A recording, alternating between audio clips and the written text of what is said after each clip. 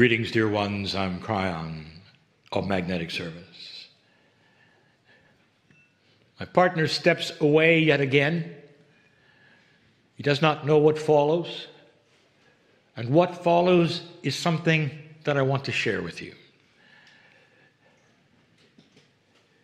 It doesn't have the kind of profundity perhaps some other channels have, but there's information, perhaps even revelation, about Gaia. We started talking about Gaia in the former channel. This group looks upon a vista that is unique on the planet. There aren't that many places where in a high level you can look out and see certain mountains sticking up the way they do, in groups the way they are, in the majesty of the mist that you see here. And there are some of you already have discovered that all you want to do is stare at them, like they had something to say, and you keep waiting for what they might. There are those of you who are staring at them and they are saying something. It depends upon that which is your perception of what it means to have this kind of a vista. And as you look upon this, you might be aware that you're not the first. Can you imagine those who saw this vista that you look at right now for the first time? Can you imagine in that time with the planet in communication what those mountains would have said? Is it possible that they even named themselves? Is it possible that they told a story? And the answer is yes, every one of them. My partner was going to tell you about Makua, and I will. It's a story that has not been told, not this way. Of the pure Hawaiian lineage of the Lemurian, Makua was a master. A modern man who'd been in war and yet a shaman. This shaman realized that his bloodline was diminishing. He also realized that the verbal pass down of the history, of the stories, of the lineage was limited.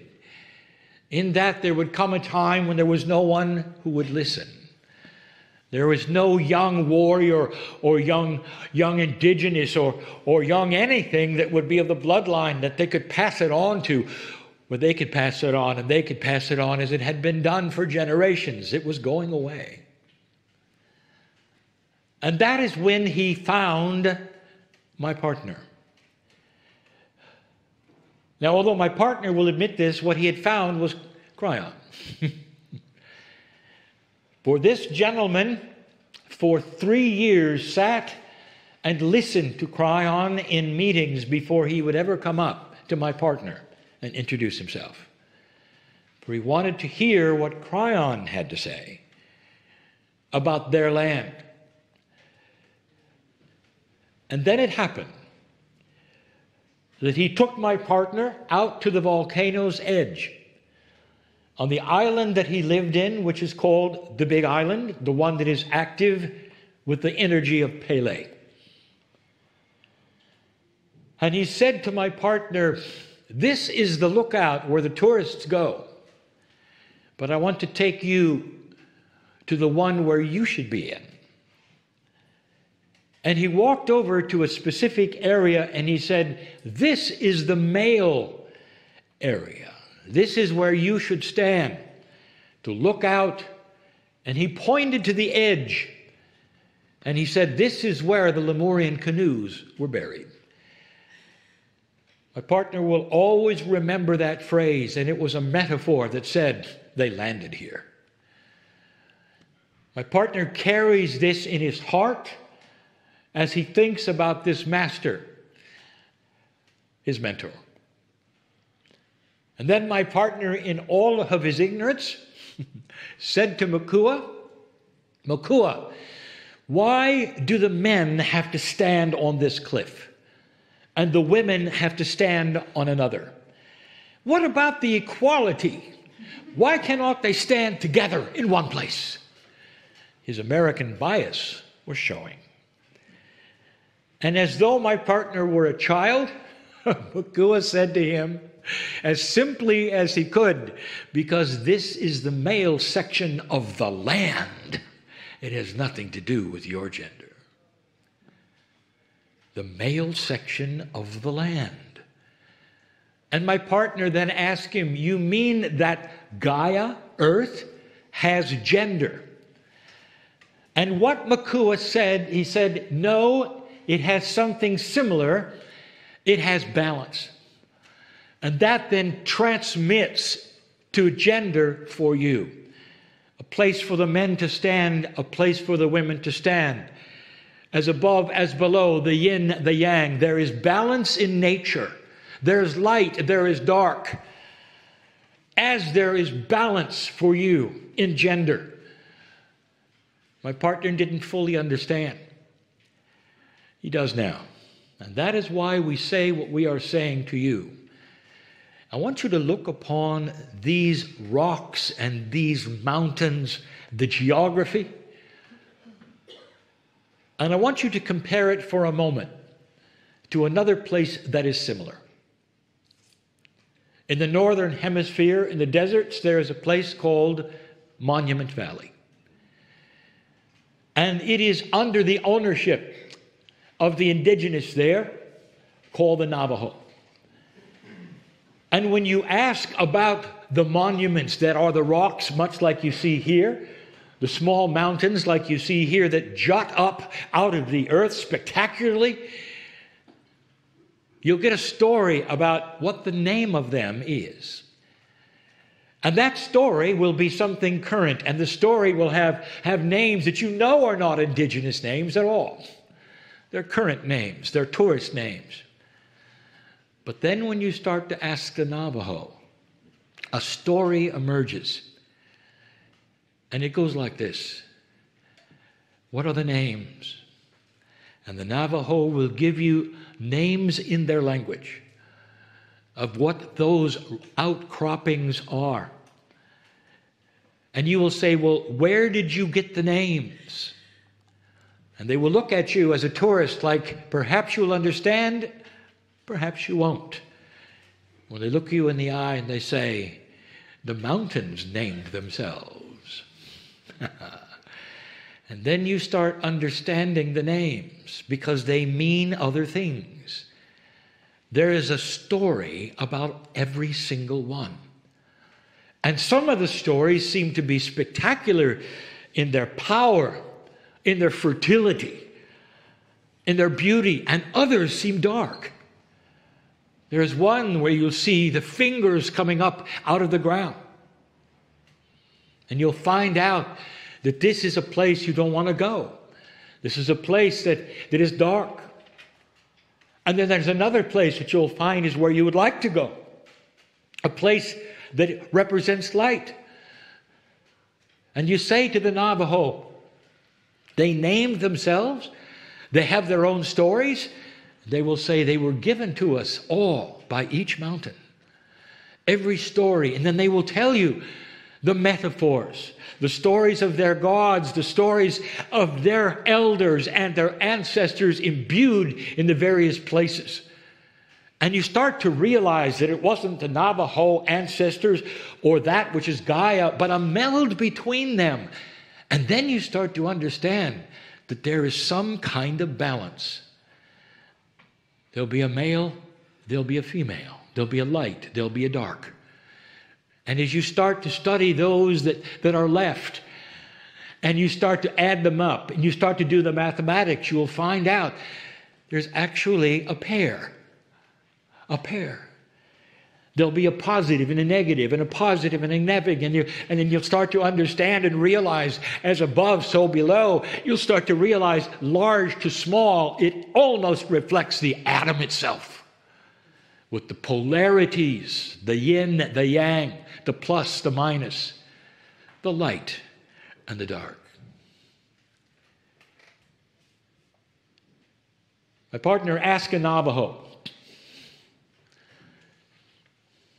He said, what is happening with the light and the dark here?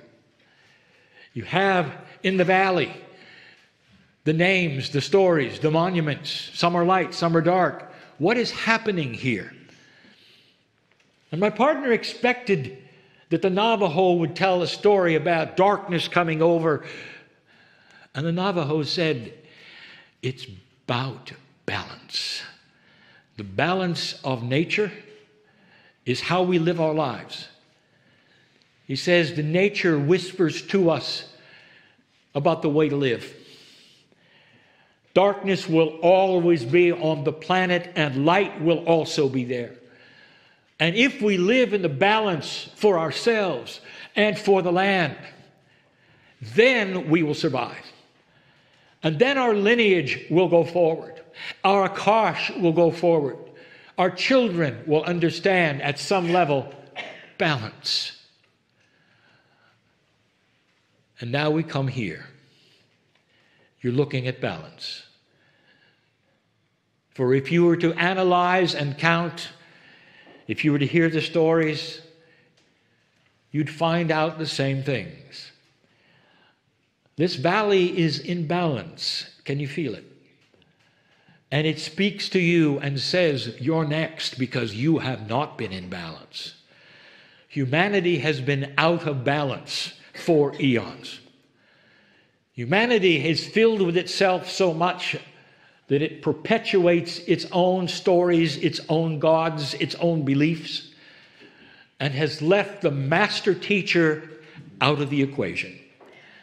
And the master teacher sits in front of you for you to look at and gaze at. It's about bringing light and dark into a balance that makes sense.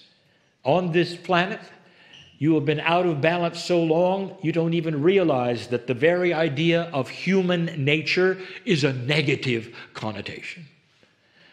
You live in darkness. Some of you have darkness around you, and you actually will see it without seeing the light, because you're so used to it. You're so used to it being in charge, being afraid of it, running from it. For some of you, it rules what you do, whether you turn left or whether you turn right. Look out. Feel the serenity. And know that this balance that you see, that you feel, that you want to hear from each one of these mountains, is it speaking to you saying, this is your future. That when you start to balance the dark and the light, there is no fear of the dark. There is only balance. When you start to measure the dark and the light, you realize that you are light and you have inside you both the yin and the yang. You have the choice of the balance. And a balanced human being is one who will live longer. A balanced human being will not be in distress or in fear any more than the rocks you see in front of you are in distress or in fear. The master teacher is here in front of you as an echo, as a mirror that says, return to this and humanity will survive. You've come to the right place today to gaze at things that you needed to see. The very venue that you sit in was not known until last week. This is no accident. That before you and out the windows, there is a lesson to be learned, and I can tell you about it. Understand that there is purpose here, and love and compassion and balance.